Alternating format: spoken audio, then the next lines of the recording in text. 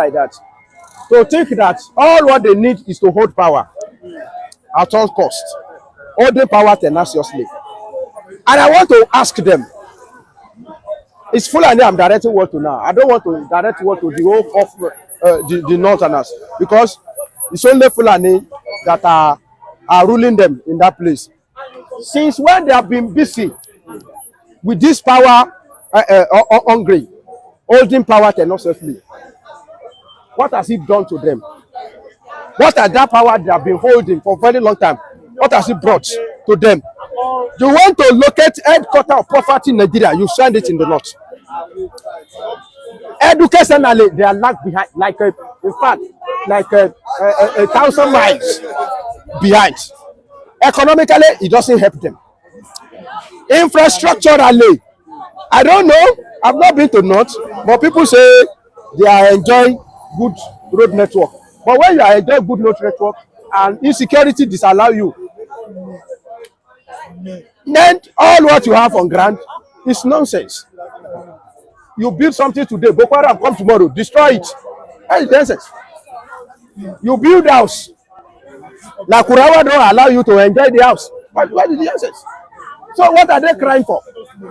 So even if they want to be proud that we are in power, power that doesn't help them. When Buhari was president, Katsina suffer. Insecurity, Katsina suffer like tomorrow, no day. Kaduna suffer. What is the essence of being in power? When they were in power, Boko Haram in Borno, it didn't stop. So, and what they are trying to do, they cannot achieve it. One of the things they are doing now is they are threatening President Tinubu 2037. They are going to be a one-time president, forgetting that without our support, they cannot achieve it. Buhari try it now. Buhari contested 3 times. All the 3 times Buhari contested and he failed. He will not. But because he lacks support from South, to tell them that North cannot single-handedly produce presidents. And the eyes have opened.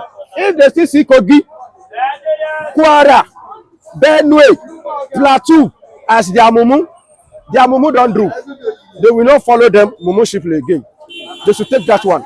They should forget about a particular aspect of country. Single-handedly produce president. It's not possible. It cannot work. Thank God for what we are witnessing now. Like I usually said, some policy of President Bola Ahmed Tinubu economically is affecting us. But there are some of his restructure that I like the issue of this decentralization and being a person that has always calling for true federalism. So when he came on board, he has started making move towards that. First of all, the issue of state police is a way of decentralization of Nigeria. Local government autonomy is the part of this way of making sure that Nigeria we are on the right path. Then issue of tax reform bill is another systematic way of decentralizing Nigeria. Finally, he now make a move that school of aviation in Zaria should be split into 6 and they should be relocated into 6 geopolitical zones. The one that will come to southwest will go to Akure. The one that will go to southeast will go to Ebonyi. I don't know much about their side, but I know about our side. It is a welcome development. So another move is Naval something. Because I usually been wonder why everything relating to Nigeria security is located in Kaduna. Nigeria Defense Academy, Kaduna. Nigeria Aviation, University of Aviation and Technology, Zaria, the same state, Kaduna. You want to do recruits after you have been picked here, they will send it to Zaria. Ordinary recruit. So both you want to enter into Nigeria Army, academically you have to go to Kaduna. If you want to go there just through recruits, you have to go to Zaria. Why must it be like that? Everything Kaduna. So it is high time Even if President Bola Ahmed Tinubu wants to relent, he should not relent. I don't know any threat or any condition they want to put him. He should not relent. He should make sure that he break all those monopoly. And we don't want him to stop there. Every area that has a favorable environment for a particular business, federal government should establish that kind of business there. Where I'm going is this. Ocean, there is ocean in the south, south, and southeast. The seaport in that place is supposed to be working. As I'm talking to you now, there is no functional international airport in the whole southeast. Why? The whole southeast, that have vibrant businessmen, that have so many Onisha market is the biggest market in the whole. So a place like that, why should they deny them the opportunity to have international airport? I don't know. Why should they deny them to have a functional seaport? So as you are trying to, honestly speaking, Yoruba will say àjọjẹ òdòbẹ nìkan ò bá ní ìjọ ànílà ṣàjọjẹ ni.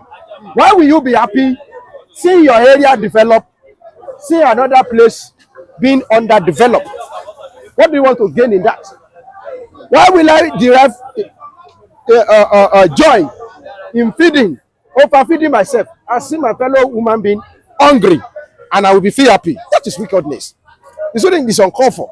So as is concentrate on decentralizing our military, economic aspect of it, they should also look at it and locate a particular institution that's supposed to locate in a place where they have a conducive environment for it. How can you locate a school of Naval in Kano where there is no ocean, in a dry land? What's the meaning of that? If they say it's possible for Northerners to relocate our ocean to North, they will have done it during military era. But God is more than them. So President Bola Ahmed Tinubu, to cushion or to reduce this agitation, we want to go. We have to maintain balance to some extent. We cannot balance everything, but to some extent, we should give each region chance to develop. Let me tell you another area that President Bola Ahmed Tinubu go that I like. There is a creation of development agency for each region, each zone. There is a development organization created for Western region, for Southeast, Southwest, South, Northwest, Northeast. And those organizations, there is a huge amount of money earmarked for them. Almost 2 trillion. No, 2.5 trillion. Now, if they give it to your area and you squander it, that is your problem. Then, in doing that, that means they will have to choose somebody, a particular people that will represent a particular region, that in your own area, this is what you want to achieve. If you now fail to achieve it, then that is your issue. So, by doing that, we will be developed. We may not develop equally, because I usually say that when they say they don't treat us as well, Nigeria as well, and I say let's define oneness. So this all said, for this reason, a man will leave his father and his mother, and he will join his wife, and they will become one. But when they say one, he said one is head, husband is the head, and the wife is supporter. So even when we are claiming oneness does not mean that all of us will develop the same space, because there are some factors that will determine how we are going to develop. Human resources, our land. To develop Niger Delta, let me tell you, all the roads that we have in Lagos State, if you put what it costs together, it may not be enough to do some kilometer in Bayelsa, because of water, because of the topography, because of their land. So for that reason, sometimes I just cite that one as an example. It's not an excuse not to develop Niger Delta, but I just cite that one as an excuse. I just cite that one as a sample that will make us not to develop evenly, but they should give everybody opportunity and chance to develop when they want to develop. Another aspect I want us to look at is we've seen the DSS boss advise Tinubu to add more. They cannot represent them. But with this move now, do you not think the Fulanis they are only up to the word they are born to rule? That's they want to take charge of everything and want to be in position, the top position in the country. Do you not think that this is showing? First of all, they are very stupid to be thinking like that. To think that all what they need is to hold power at all costs, holding power tenaciously. And I want to ask them, it's Fulani I'm directing word to now. I don't want to direct word to the whole of the Northerners, because it's only Fulani that are ruling them in that place. Since when they have been busy with this power hungry, holding power tenaciously, what has it done to them? What are that power they have been holding for a very long time? What has it brought to them? You want to locate headquarters of poverty in Nigeria, you send it in the north. Educationally, they are lag behind, like in fact, like 1,000 miles behind. Economically, it doesn't help them.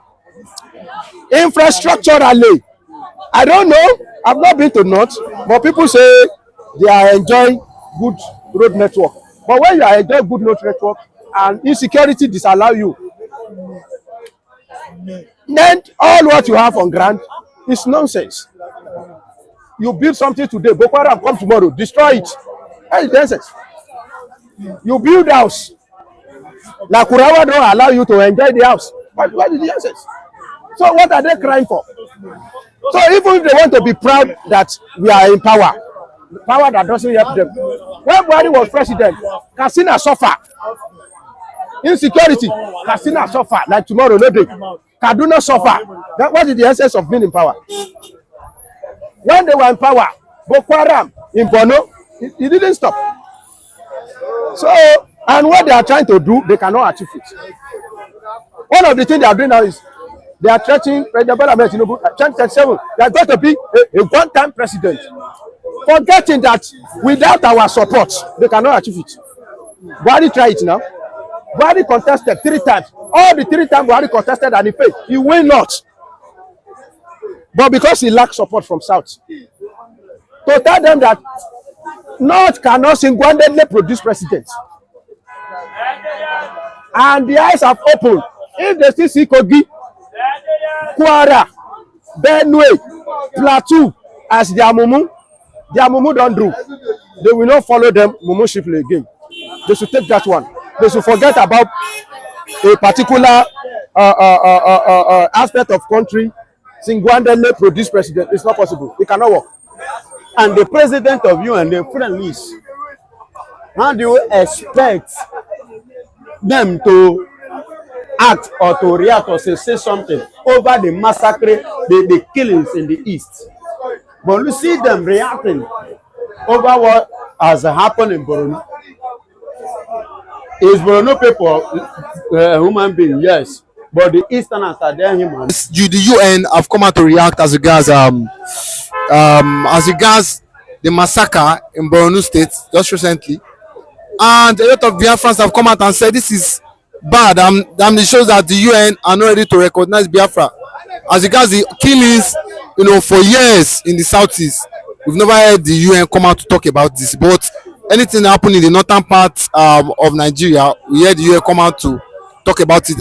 Is it that the UN is dominated by the Muslim? What is your take as regards the UN coming to react as regards them? Do you think that they will ever recognize Biafra? Now listen good. Glory be to God for what is happening, and it's showing a good signal to all the Biafrans in the whole world. Listen good. When you are fighting for freedom, you stand up and fight for freedom because you need freedom. Fight like one that needed freedom.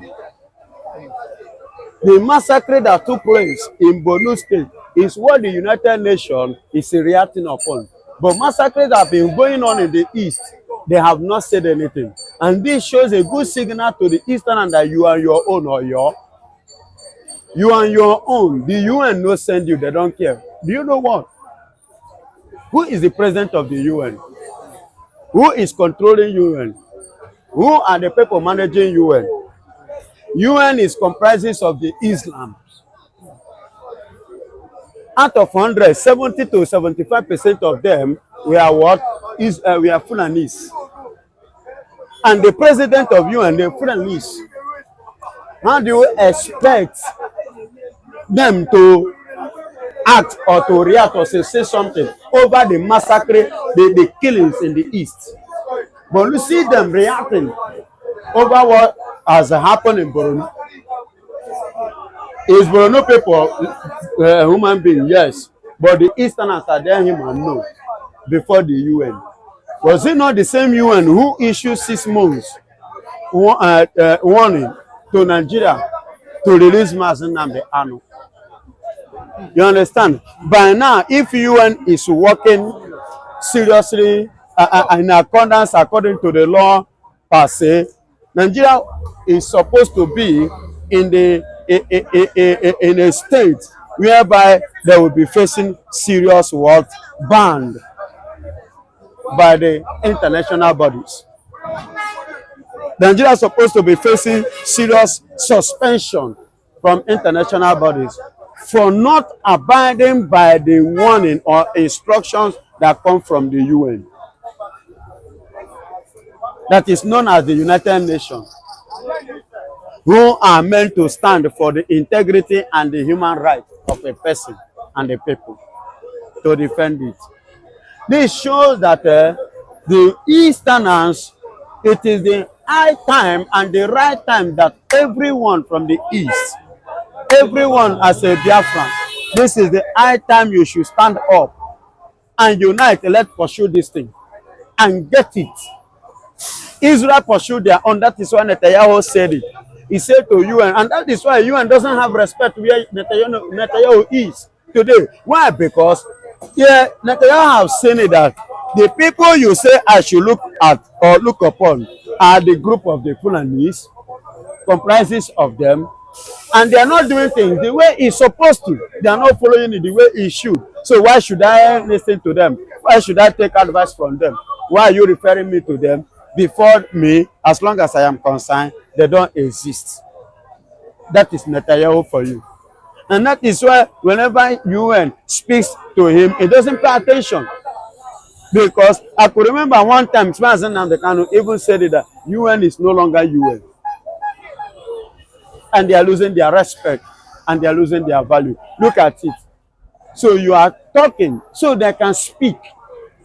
But all the mass killings that have been going on in the East, they have not said anything. Are we not human beings? No wonder they have not come out to say anything concerning the declaration that took place in Finland.